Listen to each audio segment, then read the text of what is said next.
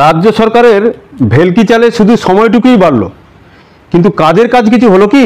বৃহস্পতিবার সুপ্রিম কোর্টের প্রধান বিচারপতি সঞ্জীব খান্নার বেঞ্চে শুনানি শুরু হলে স্কুল সার্ভিস কমিশন, মধ্যশিক্ষা পর্ষদ এবং রাজ্য সরকার তিনজনে মিলে একত্রে অনুরোধ করে যে আদালতের নির্দেশ তারা মানছে, কিন্তু 3 মাসের যে সময়সীমা বেঁধে দেওয়া হয়েছে তা বাড়িয়ে ডিসেম্বর করা হোক। 31শে ডিসেম্বরের মধ্যে নতুন নিয়োগ হয়ে যাবে। এরপর পড়ুয়াদের স্বার্থের কথা মাথায় রেখে সুপ্রিম কোর্ট 4 দফা নিয়ম জারি করে। প্রথম হলো, যারা টেন্টেড নন, নবম, দশম এবং একাদশ, দ্বাদশ শ্রেণী পর্যন্ত পড়াতে পারবেন সেই সমস্ত শিক্ষক শিক্ষিকা 31শে ডিসেম্বর পর্যন্ত পড়াতে পারবেন তারা, তবে বিশেষ সুযোগ সুবিধা পাবেন না। নাম্বার 2, গ্রুপ সি এবং গ্রুপ ডিতে যারা ছিলেন তারা টেন্টেড হন বা না হন তাদের আর চাকরিতে যোগ দেওয়া যাবে না, কারণ আরও এক্ষেত্রে বড় মাপের দুর্নীতি হয়েছিল। নিয়ম 3, চলতি বছরের 31শে মের আগে রাজ্য সরকারকে বিজ্ঞাপন দিতে হবে, যার প্রতিলিপি হলফনামা সহ জমা দিতে হবে আদালতে।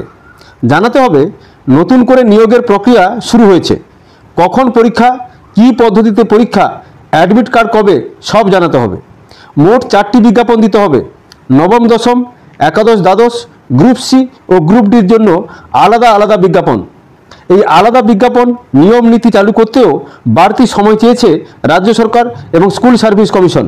4 দফা এবং শেষ নিয়মটি হলো, সময় দেওয়ার পক্ষে হলেও নির্দিষ্ট রোড ম্যাপ তৈরির কথা বলেছে সুপ্রিম কোর্ট। নিয়োগ প্রক্রিয়া সম্পন্ন করা নিয়ে 31শে ডিসেম্বর পর্যন্ত সময় বেঁধে দেওয়া হয়েছে। নির্দেশে সে কথা লিখেছেন সুপ্রিম কোর্টের প্রধান বিচারপতি। এখন কারা টেন্টেড এবং কারা নন টেন্টেড, রাজ্য সরকার বা স্কুল সার্ভিস কমিশন আজও সেই পৃথকীকরণ করেনি বলেও আজ আদালতে বিষয়টি তোলা হয়। যোগ্য অযোগ্যদের আলাদা করে প্রকাশ্যে তালিকা আনা কেন হচ্ছে না, কেন অযোগ্যদের পরিবর্তে অবসরপ্রাপ্ত শিক্ষক শিক্ষিকাদের ব্যবহার করা হচ্ছে না, সেই প্রশ্ন তোলেন বিরোধী আইনজীবীরা। কিন্তু শীর্ষ আদালত সেই আবেদন গ্রহণ করেননি। স্কুল সার্ভিস কমিশনের তরফে 6276 জনকে টেন্টেড বলে শনাক্ত করা হয়।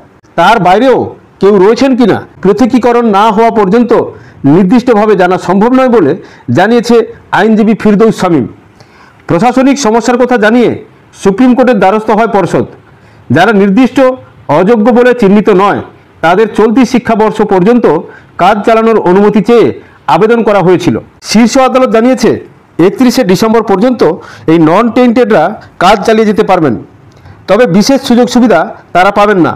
নিয়োগ দুর্নীতি মামলায় গত 3রা এপ্রিল প্রায় 26,000 শিক্ষক শিক্ষিকা এবং শিক্ষাকর্মীদের চাকরি বাতিল হয়ে যায়। 2016 সালের গোটা প্যানেলই বাতিল করে দিয়েছিল শীর্ষ আদালত।